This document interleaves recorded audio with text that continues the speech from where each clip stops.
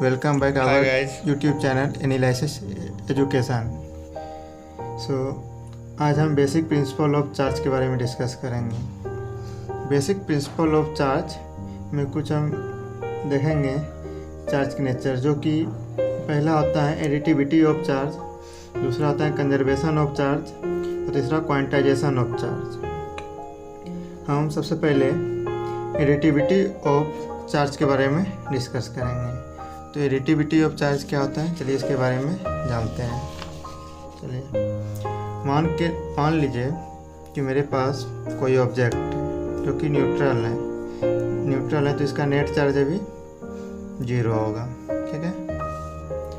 और हम इसके ऊपर 2 माइक्रोकूलम का चार्ज डाल दिए, तो नेक्स्ट टाइम इसका जो चार्ज हो जाएगा वो इसका नेट चार्ज हो जाएगा 2 माइक्रोकूलम।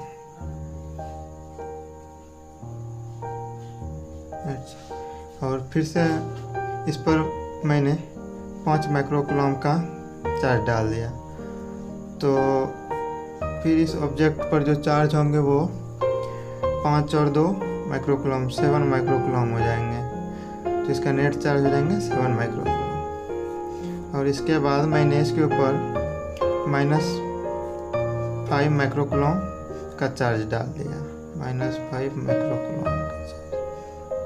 तो 7 माइक्रोकूलम का चार्ज पहले से थे और इस पर -5 माइक्रोकूलम चार्ज डाल दिया, तो 7 माइक्रोकूलम और -5 माइक्रोकूलम, तो इसका नेट चार्ज जो होंगे वो 2 माइक्रोकूलम होंगे।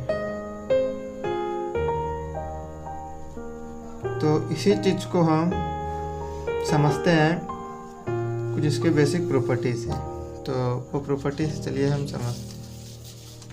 इसका जो प्रॉपर्टी है वो एडिटिविटी ऑफ चार्ज का, मैंने एक ऑब्जेक्ट है जो कि न्यूट्रल है, इस पे चार्ज नेट चार्ज 0 है, सो Q1 Q2 Q3 dash Qn charge इस पे डालें, तो इसका टोटल चार्ज या नेट चार्ज क्या हो जाएगा Q1 + Q2 + Q3 dash Qn। सो ये एक अलजेब्रिक एडिशन है जो कि स्केलर क्वांटिटीज़ का एक प्रॉपर्टीज़ है, और हमें पता है कि चार्ज एक स्केलर क्वांटिटी होता है। सो इसके बारे में कुछ इसका डिफिनेशन देखते हैं। तो इसका जो डिफिनेशन है वो total charge on an object is equal to the algebraic sum of all the electric charge distributed in that object is called as additivity nature of charge. जो चीज़ मैंने पीछे बताए थे वही चीज़ डिफिनेशन में दिया गया है कि जो भी टोटल चार्ज होंगे वो algebraic sum of all the electric charge होंगे, मतलब जितने सारे यहाँ पे चार्ज हैं सब एक दूसरे के अलजेब्रिक सम होंगे, ठीक है। जैसे यहाँ पे चलिए हम इसको समझने की कोशिश करते हैं। 2 माइक्रोकूलम + 5 माइक्रोकूलम और -5 माइक्रोकूलम, तो टोटल चार्ज। तो यहाँ पे मेरा जो नेट चार्ज आएंगे वो आ जाएंगे 2 माइक्रोकूलम, तो वही चीज़ है। चलिए इसी के साथ कंजर्वेशन ऑफ चार्ज क्या होते हैं, तो कंजर्वेशन ऑफ चार्ज को समझते हैं। तो मान लीजिए मेरे पास कोई एक ग्लास प्लेट है, इसका Q1 चार्ज 0 है, और एक सिल्क क्लॉथ है जिसका Q2 चार्ज 0 है। अब मैंने सिल्क क्लॉथ को ग्लास प्लेट के ऊपर रब किया, तो रब करने पर ग्लास प्लेट के ऊपर पॉजिटिवली चार्ज आ जाते हैं, और सिल्क क्लॉथ पर इलेक्ट्रॉन ट्रांसफर होने के कारण नेगेटिवली चार्ज हो जाते हैं। और मान लेते हैं कि इसके ऊपर यहाँ पे 5 पॉजिटिव इलेक्ट्रॉन आए होंगे और इसमें -5 नेगेटिव इलेक्ट्रॉन आए होंगे। तो अगर हम इसका नेट चार्ज निकालें तो +5 इलेक्ट्रॉन +-5 इलेक्ट्रॉन, नेट चार्ज 0। तो इससे हमको यह बात समझ में आती है कि किसी भी ऑब्जेक्ट पर जितना चार्ज प्रेजेंट होता है उनका टोटल चार्ज हमेशा कांस्टेंट होता है। जैसे मैंने यहाँ पे Q1 पे 0 था, Q2 पे 0 था।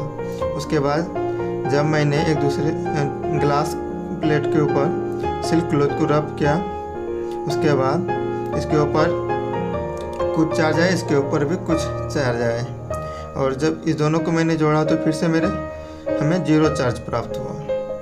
तो इसी के साथ हम इसे कुछ बेसिक इम्पोर्टेंट है जो कि हम आपको दिखाना चाहते हैं। यही चीज़ है जो अभी मैंने आपको यहाँ पे बताए थे। और चलिए इसके कुछ बेसिक प्रॉपर्टी है जो कि आपको दिखाना चाहते हैं। इसके जो कुछ बेसिक प्रॉपर्टी है वो है charge neither can be produce nor can be destroyed. ना तो हम चार्ज को प्रोड्यूस करते हैं और ना ही हम इसे डिस्ट्रॉय कर सकते हैं, हम इसे बेसिकली अपेयर करते हैं। और total charge on an isolated system remains constant, जो कि अभी मैंने आपको बतलाया यहाँ पे कि जो टोटल चार्ज होते हैं वो हमेशा 0 होते हैं या ऑलवेज कांस्टेंट होते हैं।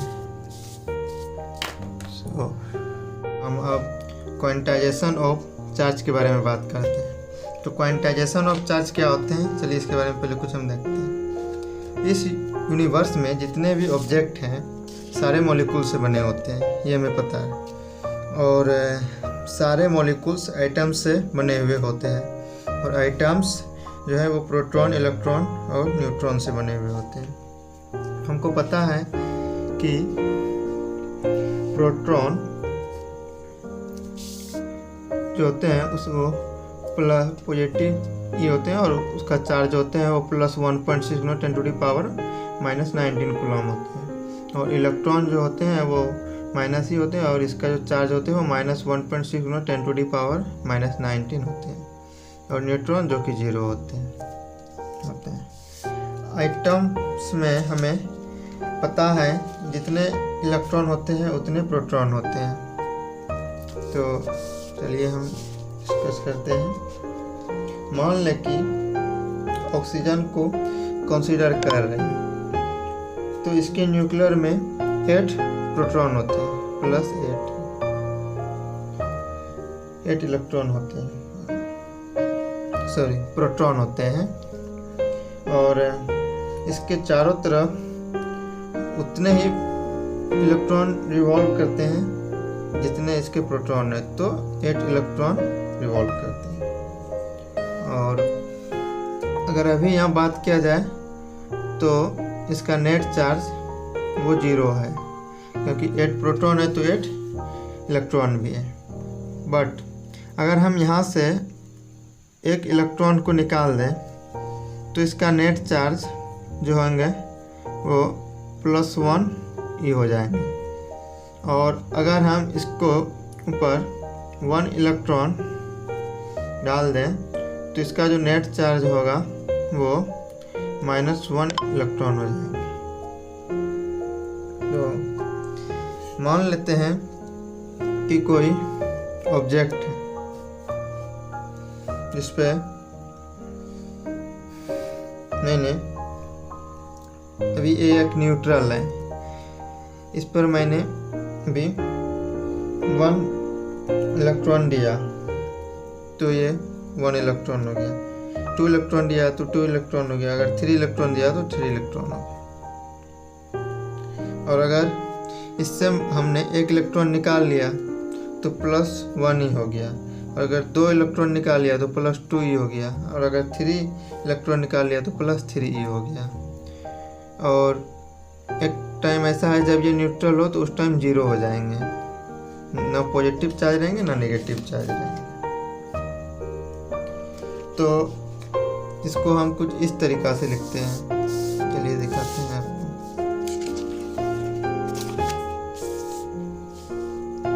इसको हम कुछ ऐसे लिखते हैं -3 -2 -1 0 +1 +2 +3 तो हम जनरल टर्म में कह सकते हैं कि जो पॉसिबल चार्ज है उसे हम एनी से एनी कहते हैं। यहाँ पे एन जो होता है वो हमारे इंटीजर होते हैं। और इसके कुछ डिफिनेशन है जो कि हम यहाँ पे लिखा हुआ है। The all possible charge are always some integer multiple of elementary charge E is called as quantisation of charge. यहाँ पे जो ई है ये एक एलिमेंट्री चार्ज है, या हम इसे यह भी कह सकते हैं कि the principal that the charge of any object is an integer multiple of the